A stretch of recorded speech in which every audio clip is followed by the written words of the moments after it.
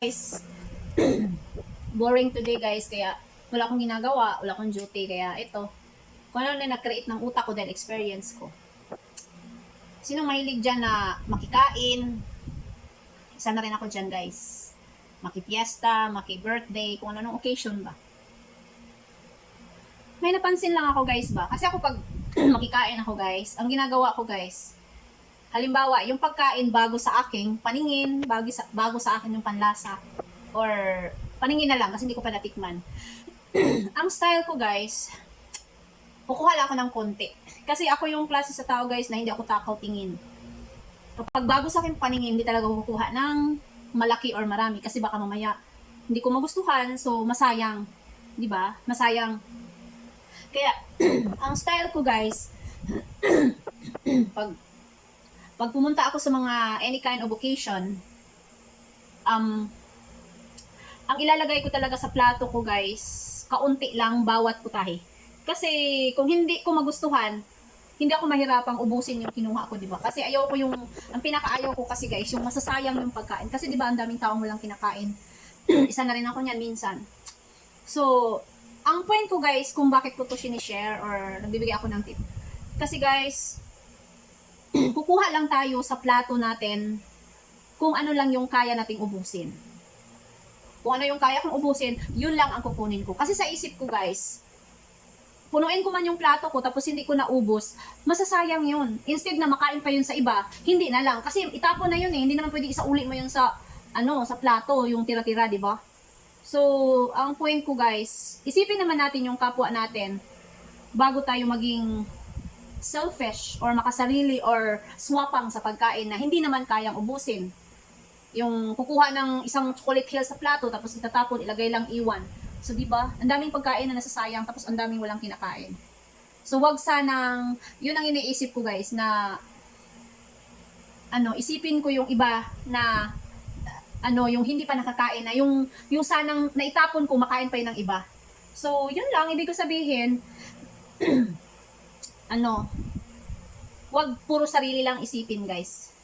Isipin din natin yung susunod na kakain. Na dahil nga sa example, ang dami kong nilalagay sa plato. So, paano na lang kung yung putahe na yun, kaunti na lang. So, it means hindi na makakain yung next na batch. Kasi ubos na. Dahil laging daming kinukuha, tapos itatapon lang, di ba? So, yun yung ibig ko sabihin guys, kung bakit ko ito sinishare. Kasi, ang gusto ko guys, isipin natin yung ibang bibig. Wag lang puro bibig natin ang isi-save natin. Yun yung point ko doon guys. Kaya ako nag-share. Kasi, ang dami-dami kong, kasi nga mahilig din ako sa pumunta ng occasion guys. Kasi,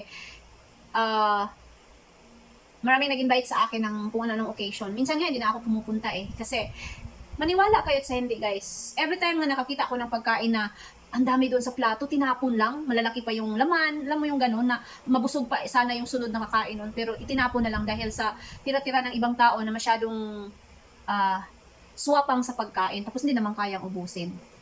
So, maging lesson sana sa atin guys na minsan din, kasalanan natin kung bakit yung iba hindi nakakain kasi nilalagay natin lahat sa plato natin, tapos hindi na uubos, tapos itatapon na lamang.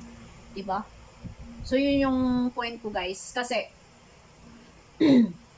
kaya yung iba wala nang makain. Yung sunod na batch, yung mga taba na lang, naiiwan, or yung mga hindi na special pagkain ang naiiwan. Experience ko rin yan, guys.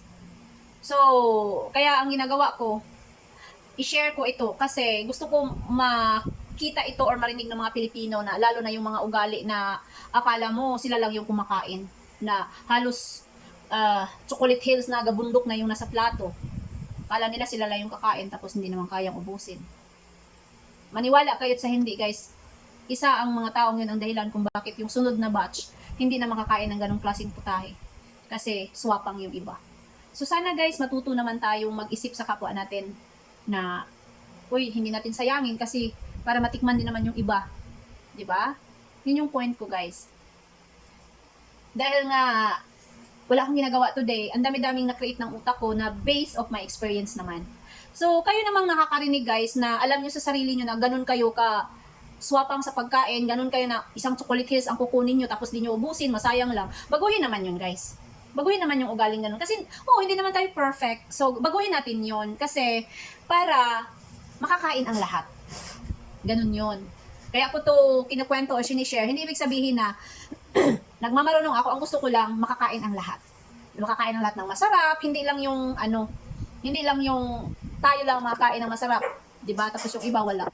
So, sana, kaya naman nating baguhin yung pagiging ganun natin. Huwag na nating ulitin, lalo na pag narinig nyo yung mga sinasabi ko. Kasi yun yung realidad. Yun yung totoo. Isipin ang kapwa natin na makakain din sila tulad ng nakain natin. Yun lang naman. God bless you all. Thank you for listening and watching me. Bye! See you my next knowledge!